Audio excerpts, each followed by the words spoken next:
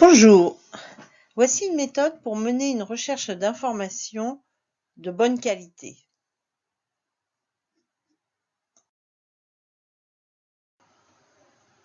Quand ton professeur te donne une recherche à faire pour réaliser un dossier, un exposé ou même une rédaction, je te conseille de bien t'organiser.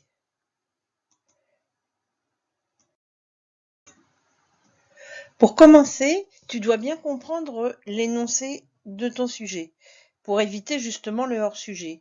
Donc il faut que tu te poses les bonnes questions. Qui, quoi, quand, où, comment, pourquoi. Petit procédé mémotechnique pour t'en souvenir, ça correspond à l'expression 3Q au CP.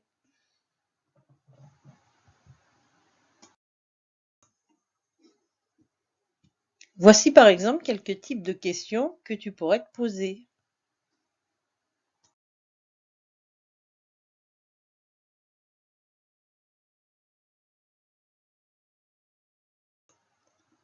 Ensuite, dans une deuxième étape, tu commences véritablement ta recherche. Et comme tu vas très certainement aller chercher sur Internet, choisis des mots-clés, c'est-à-dire des mots très significatifs par rapport à ton sujet. Et surtout, évite tous les petits mots qui n'ont pas véritablement de sens.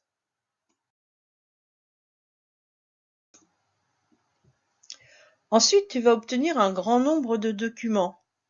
Alors, un conseil, varie les supports de tes documents. Pense à aller chercher dans des livres, des périodiques, et puis bien sûr des sites internet. Mais surtout, vérifie bien la validité de tes documents, surtout les sites internet. Tu sais très bien que l'on trouve beaucoup de sites sur internet, mais que tous n'ont pas la même valeur.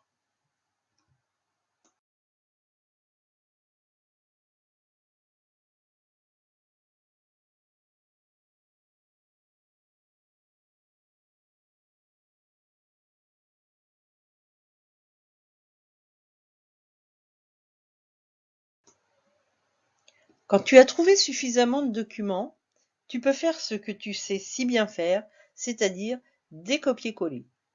Copier-coller les passages qui répondent le mieux à ton sujet et n'oublie surtout pas de copier et de coller l'adresse des sites où tu as trouvé les réponses. Tous tes copier-coller vont constituer ce que l'on appelle un document de collecte, c'est-à-dire que tu vas avoir collecté l'information. N'oublie pas d'indiquer le titre, de mettre en évidence les mots importants en les soulignant ou en les surlignant, de préciser éventuellement les mots que tu ne connais pas et surtout de bien citer la source de ton information, c'est-à-dire le nom de l'auteur, le site où tu l'as trouvé. Lorsque ton document de collecte est prêt, tu peux alors rédiger ton travail, dossier, rédaction, exposé, etc. N'oublie pas de ne pas recopier, mais d'utiliser ton vocabulaire personnel.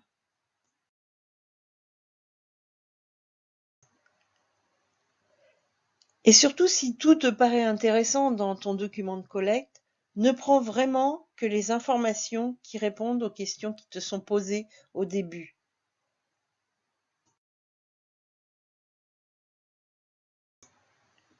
Enfin, pour terminer un travail de qualité, n'oublie pas de citer les sources des documents que tu as utilisés, les livres, les périodiques ou les sites internet.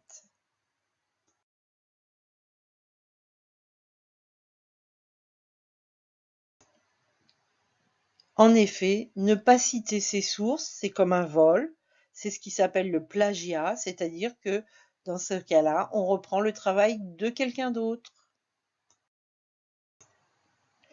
Et voilà, une fois que tu auras bien compris comment fonctionne la méthode, tu verras qu'elle ne te prend pas beaucoup de temps, mais par contre qu'elle apporte beaucoup de qualité à ton travail. Bon courage!